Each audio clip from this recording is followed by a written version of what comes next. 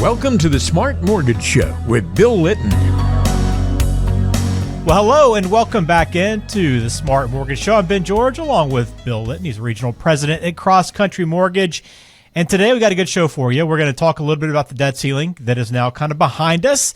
We have inflation data that has come in. We'll update you on that and what that means for mortgage rates maybe moving forward in the industry at large. Then we're going to get into our main topic today, which is going to be all about questions that you should be asking your mortgage lender. And they'll close it out today. Great listener question about the credit check that comes with the pre-approval. So we'll do that, as always, with Bill. How are you today? Hey, Ben.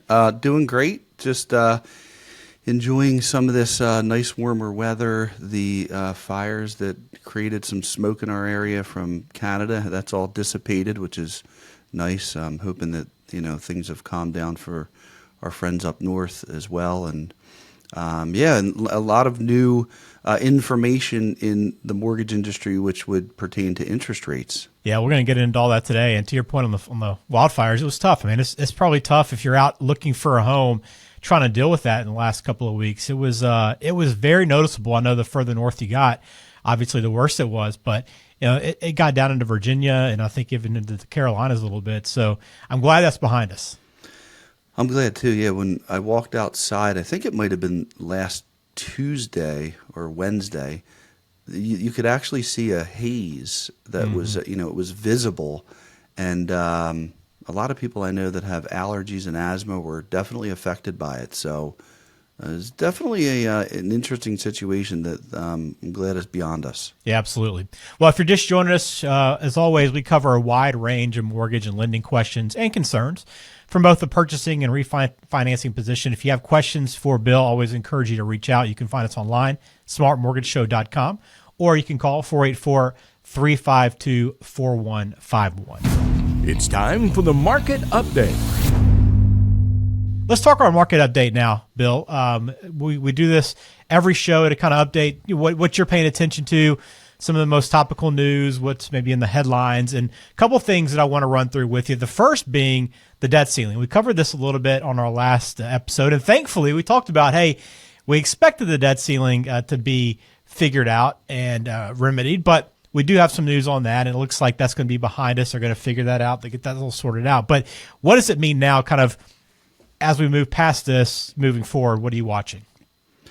So, as we all know, the debt ceiling issue is beyond us, and they have raised the debt ceiling, which means that the government can continue to pay its debts, which is very important. But up until that was actually put into place and the ceiling was actually raised, it does cause jitters in the market.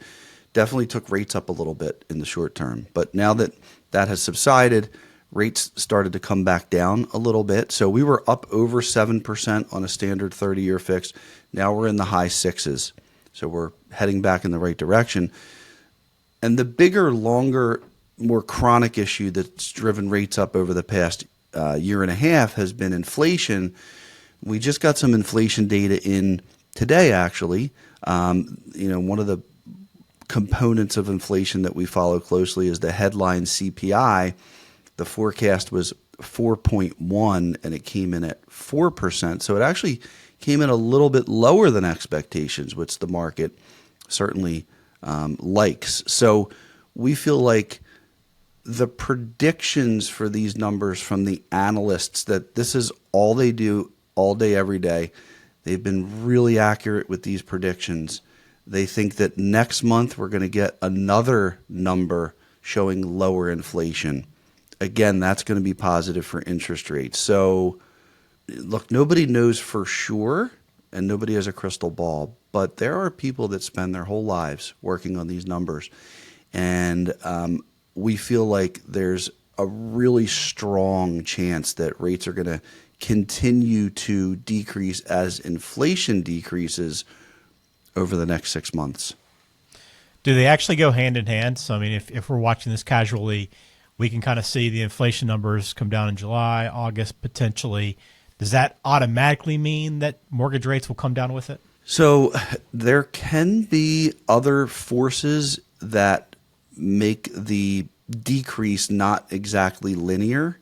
So it could be, 2 steps down in rate, 1 step back up, 3 steps down, 2 steps up. So it's not a perfectly drawn straight line. But when you take the information and you look at it over a longer period of time, there's definitely an escalator down where you can see that, there's a channel, and within that channel, rates continued over time to move lower. Okay. And then with the inflation data too, does that also impact, I guess, home buying and just the interest in people to go back out and continue spending money again? Because I know it's kind of tightened everyone's budget over the last few months. Will that impact it at all? Yeah, so that's a great question. So there are studies and surveys, and the studies and surveys say that rates under 5.5% will entice more people to go out and buy. Over 5.5%, whether it's psychological or it's budgeting or it's the payment just won't work, is very prohibitive for people to go out and buy homes. So 5.5% marks a threshold where you're going to have more people entering the buyer pool. Anything else, Bill, you'll be watching over the next few weeks besides inflation numbers? So we're watching the economic calendar daily, and anybody that we're working with, we're making sure that all of our decisions on when to lock the rate, try and get you the best rate possible, we're coordinating with what's going on in the market. All right, very good. Well, if you have questions for Bill, want to follow up, or you're interested in beginning that home buying process, want to take advantage of the free mortgage and loan consultation that he offers over at Cross Country Mortgage, you can do so always by calling 484-352-4151 or log on smartmortgageshow.com. All right, our main topic today, Bill, I want to get in to focus on questions that we should be asking our mortgage lender. And I know that this home buying process, it can be overwhelming. It's an overwhelming experience, especially for first timers. No matter how prepared you are, there's just some things that you're not going to be aware of. So that's why it's important to ask your lender the right questions and to get the information you need. And hopefully this show will kind of help you through that today. But I know that you kind of, as we get into the questions you need to be asking, kind of set this up. It's a lot of times people come in probably without a lot of information, don't know what to ask, right? But this is something that you encourage people is, hey, if you have questions, I want to hear them. Absolutely. So typically after our initial consultation, because we do ask a lot of questions during that discovery period where we're learning about the needs and wants and goals of our clients, after that, we always say, what are your questions? We've just asked you a whole lot of questions. What questions do you have? And maybe at that time they don't, but the idea is that over time, we want to make sure that they're always asking questions during the process because we're always expecting them and we want to answer questions for them to make sure that they're comfortable and they have a full understanding of how everything works. Now, some people don't have a lot of questions, which is fine too. But if you're curious like me, you probably have a lot of questions. All right, so I have 3 questions I want to bring to your attention. So if you are in the market, these are some things you should be asking your mortgage lender. So first one, Bill, if the interest rates decrease, which hopefully they will as we move forward from where they are right now, can you offer a lower rate after the loan is locked in? Yeah, so this is a question that's really good to ask your lender because one of the strategies that we employ is if we lock in your rate today, let's just say we locked it in at 6.5%. That means if rates go to 7%, you're not negatively affected. Your rate cannot go up, which is great. If you didn't lock in and rates go up, now you are subject to the higher interest rate. And if they don't come back down, you're now going to have a higher monthly payment. You're paying more interest, all those things that we don't want to have happen. But if you're locked in and the rate decreases, we have an interest rate renegotiation option, or float down as it's called in the industry. And there's a formula that's applied. The basics surrounding this is it kind of gives you the best, like a bird in hand, almost worst case scenario. So if we lock you in at 6.5, it's not going to go any higher than that. But if the market cooperates, we could possibly float the rate down to a lower interest rate. And it would need to come down before we get to closing, before we sign all of the documents to consummate the loan. Is that not just the standard thing that everyone offers?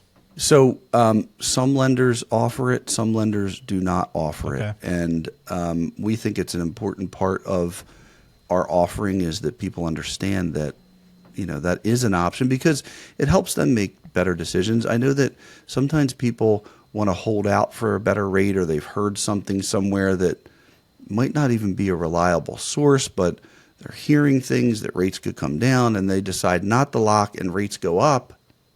Now they're in a bad spot. Now they're paying a higher rate when they didn't need to. Yeah, and that's the position you want to be in, right? You want to be able to have that flexibility to come down if rates do move that way, but also to lock yourself in so you're not going up. So it's kind of a win-win situation. So that's why you need to ask that question to your lender to make sure they offer that as well, because obviously it puts you in a better position as a home buyer. All right, second question for you then, Bill, is will you be able to help us with payment and cash to close numbers on homes that we are interested in? So this is really important because a lot of the really important detailed decision making that's going to have a long-lasting effect on your finances happens after you're pre-approved, but before you're under contract. So a lot of lenders are basically spitting out a pre-approval. They're not going to review the loan estimate with you. And they basically say, hey, call me once you're under contract. Well, guess what? At that point, it's too late to see if you've made the right choice regarding cash to close and monthly payment and really strategy on the best loan option, which could vary depending on the purchase price you end up at. So what we say is when you're out driving around looking at houses, if you see something that you like before you sign the contract, before you commit, call us, let us run the numbers. We want to look at the payments based on the taxes on that specific home. Is there a flood insurance consideration? What are the condo or HOA dues? What are the interest rates on that specific day? How does the payment look on that specific purchase price, which is going to be affected by the amount of money that you have to put down as well? So putting all those factors together on that specific house, it's going to give you really accurate figures as to what you're getting yourself into. Do that before you sign your contract. All right.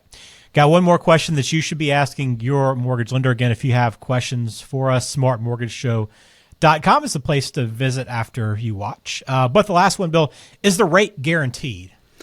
Yeah, so really important question because number one, a lot of mortgage lenders will quote a lower rate that they can offer, just hoping that the market cooperates because they have really a 50-50 shot, right? If the market cooperates, they'll lock you in once the rate is available. And then, if you're lucky enough, you'll get that rate. Okay, if rates go up, I've seen it happen many, many times. If they didn't lock you in and the market didn't cooperate, you're going to get a higher rate than they quoted because a lot of people are fixated on quoted interest rates. And it's not their fault because the internet is full of people waving these commercials and flags and banners in front of you with quotes. So, if we quote you a rate on the day that your offer is accepted and now we can lock you in because you have a specific home and a specific address, which that's what the interest rate's tied to, is the address in the home. On that day, if we're going to lock you in, we're going to send you a document that says your rate is locked. Really important to get that document because it's guaranteeing your rate. The other guarantees are also, okay, there are certain things that we may not control, okay, that could affect your rate. And those particular instances are few and far between. But what it is that we control, we guarantee. So any minor fluctuations, let's just say, for instance, you're going to settlement and your settlement gets pushed out a few days. A lot of lenders are going to try and capitalize on you to raise your rate or charge extra fees. We're going to do everything we can to cover that for you for free, even if your rate expires or if we need to extend it. So when we quote rates, we want that rate that we quoted you to be the rate that you get at the settlement table with no surprises because we've built this whole scenario on being transparent and giving you accurate figures so you can make really good decisions. Yeah, so very important. Transparency is such a big part of the process for a cross-country mortgage. And if you are in the market for a home, thinking about sitting down with a lender and seeing what they can offer you, Bill always tell people, hey, the best place to start is just take advantage of the free kind of mortgage and loan consultation. It's a 15-minute process, right? And they can reach out to you. Just call 484-352-4151. But what does that first conversation look like? So the first conversation is really a fact-finding mission for me, where I'm trying to learn about what your goals are. I want to understand, okay, we know you're going to buy a house. We know that's, and you need a mortgage to do it. But I want to learn all the details. I want to know, what's your time frame, what's motivating you to buy, how long do you think you're going to live in this house for, what are your financial goals? Are we making sure that we're setting you up with a mortgage that helps lean into what your financial goals are? For instance, if you're trying to buy a house and you're kind of stretching to your limit payment-wise, and you tell me you want to dump a lot of money into investment accounts and you want to do a 15-year mortgage, those things don't all line up together. There's a conflict there, right? If you want to put money in investments, you might want a 30-year mortgage so you have extra cash flow to direct to the investment. So it's all that kind of stuff we want to think about and help plan out with you. You could also text the word LEND, L-E-N-D, to the number 21,000 to get on Bill's schedule as well. But again, if you want to call the office, Cross Country Mortgage, you can do so at 484-352-4151. It's time for the Mortgage Mailbag. All right, it is time now to get into the mailbag. We like to ask you questions, Bill, that come into us. And these are kind of common questions that really impact a lot of people that are going through this process of locking in a mortgage and looking for that dream home. But the question I have for you today, Bill, in order to be pre-approved, are you doing a hard credit check? And if so, will this hurt my credit? So, Ben, this is probably one of the more common questions that we get. So we can do 9 out of 10 pre-approvals with a soft credit pull, meaning that it is not a hard inquiry. It doesn't show up as an inquiry. It has zero impact on credit. 9 out of 10 times, a soft credit pull is sufficient for that. There is a few things a soft credit pull won't tell us. And in certain instances, we need to go to the hard credit pull. If we go to the hard credit pull, it will not hurt your credit. Now, there will be an inquiry that shows up in the inquiry section. It'll notate that we looked at it, and your scores might change by a point or two, which is basically your credit score just recognizing the credit pull, but it's not materially hurting your credit in any way. So mortgage companies, to help give you good information, for that to be hurtful or harmful to your credit just really doesn't make sense, and there's laws and rules around that. Now, one thing that would hurt your credit is if you had 20 lenders pull your credit, right? Mortgage lenders. Or if you go out on a Saturday and you go to 3 car dealers and 3 dealers shop it with 3 of their lenders each, that's a different thing.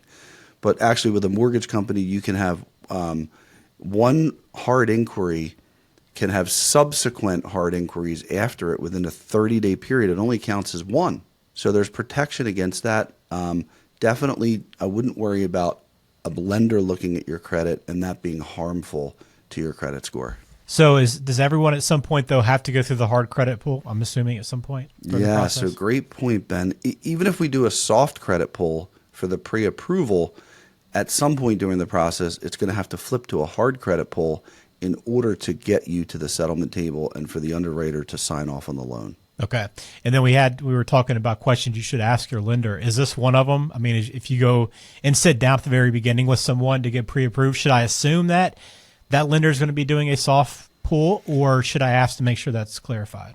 I would ask just so you know what's going to happen, because right now there's a really popular thing with what are called trigger leads, where the credit bureaus sell your data. So TransUnion, Equifax, and Experience, if a hard credit pull is detected, they're going to sell that to other mortgage companies because they can tell the type of credit pull that it was, and you'll get a lot of phone calls. So if we do a hard credit pull, we always let the customer know, hey, I'm really sorry, but you're going to get lenders from all over blowing up your phone. And it's really annoying. And there's actually legislation they're working on right now to make it illegal because it's kind of an infringement of privacy. And we're not even sure why it's legal. And a lot of these lenders are not the best most reputable lenders that are going to be calling.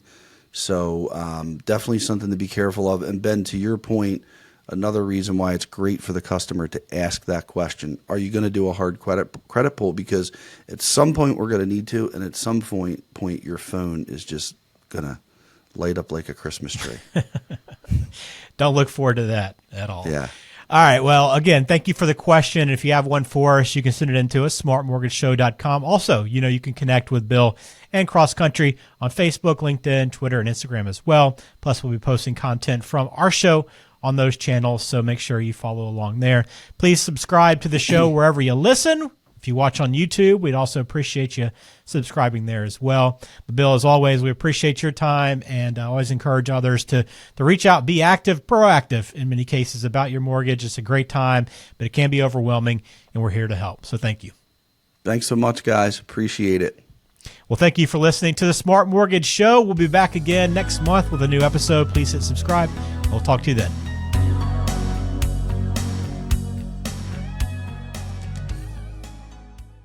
This program is for informational purposes only. Please consult a qualified professional before taking any action.